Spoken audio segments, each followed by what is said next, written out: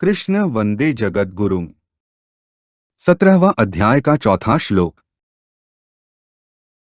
यजन्ते सात्विका देवान्यक्षरक्षांसि राजसाः प्रेतान् भूत गणाश्चान्ये यजन्ते तामसा जनाः।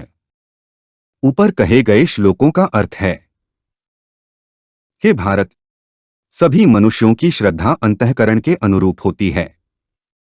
यह मनुष्य श्रद्धामय है, इसलिए जो जैसी श्रद्धा वाला है वही उसका स्वरूप है, अर्थात वही उसकी निष्ठा स्थिति है।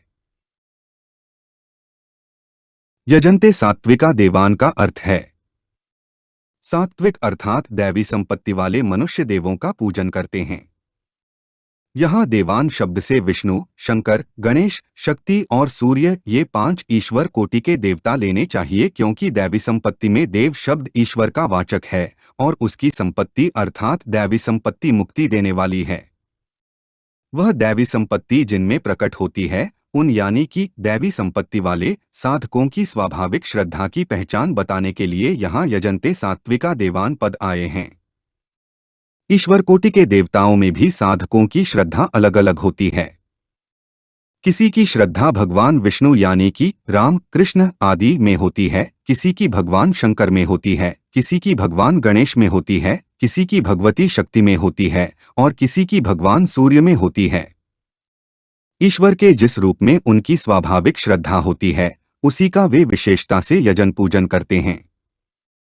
12 आदित्य, 8 वसु, 11 रुद्र और 2 अश्विनी कुमार, इन 33 प्रकार के शास्त्रोक्त देवताओं का निष्काम भाव से पूजन करना भी यजन्ते सात्विका देवान के अंतर्गत मानना चाहिए। यक्षरक्षांसि राजसाः का अर्थ है राजस मनुष्य यक्षों और राक्षसों का पूजन करते हैं। यक्षराक्षस भी देवयोनि में हैं। यक्षों में धन के संग्रह की मुख्यता होती है और राक्षसों में दूसरों का नाश करने की मुख्यता होती है। अपनी कामना पूर्ति के लिए और दूसरों का विनाश करने के लिए राजस मनुष्यों में यक्षों और राक्षसों का पूजन करने की प्रवृत्ति होती है। प्रेतान् भूत गणाश्चान्ये यजन्ते तामसा जनाः का अर्थ है तामस मनुष्य प्रेतों तथा भूतों का पूजन करते हैं। जो मर गए हैं उन्हें प्रेत कहते हैं और जो भूत योनि में चले गए हैं उन्हें भूत कहते हैं। यहाँ प्रेत शब्द के अंतर्गत जो अपने पितर हैं उनको नहीं लेना चाहिए, क्योंकि जो अपना कर्तव्य समझकर निष्काम भाव से अपने अपने पितरों का पूजन करते हैं वे तामस नहीं कहलाएंगे, प्रत्युत सात्विक ही कहलाएंगे। अपने अपने पितरों के पूजन का भगवान ने निषेध नहीं किया है। तात्पर्य है कि जो पितरों का सकाम भाव से पूजन करते हैं कि पितर हमारी रक्षा करेंगे, अथवा हम जैसे पिता पितामह आदि के लिए श्राद्ध तर्पण आदि करते हैं ऐसे ही हमारी कुल परंपरा वाले भी हमारे लिए श्राद्ध तर्पण आदि करेंगे, ऐसे भाव से पूजन करने वाले पितरों को प्राप्त होते हैं। परंतु अपने माता पिता, दादा दादी आदि पितरों का पूजन करने से पितरों को प्राप्त हो जाएंगे, यह बात नहीं है।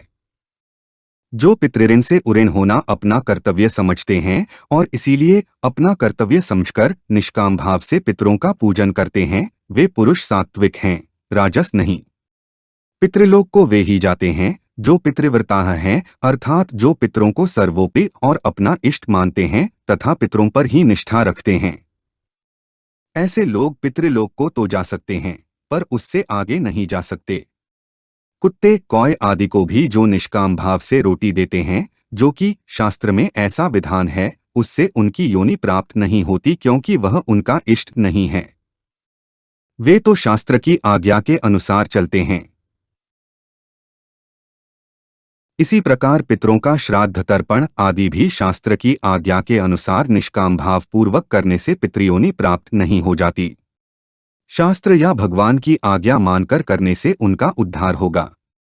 इसलिए निष्काम भाव से किए गए शास्त्र विहित नारायण बलि, गया श्राद्ध आदि प्रेत कर्मों को तामस नहीं मानना चाहिए, क्योंकि ये तो मृत प्राणी की सद्गति के लिए किए जाने वाले आवश्यक कर्म हैं, जिन्हें मरे हुए प्राणी के लिए शास्त्र के आज्ञानुसार हरेक को करना चाहिए।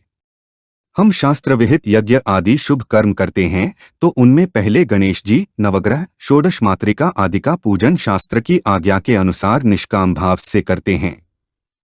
यह वास्तव में नवग्रह आदि का पूजन न होकर शास्त्र का ही पूजन आदर हुआ। जैसे स्त्री पति की सेवा करती है तो उसका कल्याण हो जाता है।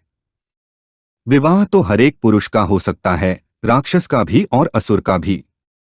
वे भी पति बन सकते हैं। परंतु वास्तव में कल्याण पति की सेवा से नहीं होता, प्रत्युत पति की सेवा करना, पातिव्रत धर्म का पालन करना ऋषि, शास्त्र, भगवान की आज्ञा है। इसलिए इनकी आज्ञा के पालन से ही कल्याण होता है।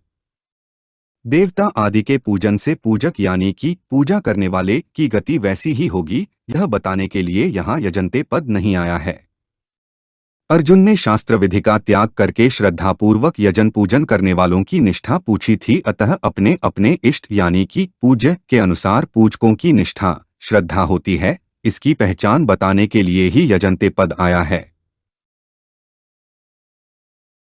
हमारे चैनल को सब्सक्राइब करें। अगर यह वीडियो आपको अच्छी लगी तो वीडियो को लाइक करें, वीडियो को अपने दोस्तों के साथ शेयर करें, अपने सुझाव हमें कमेंट करके बताएं। जय श्री कृष्णा।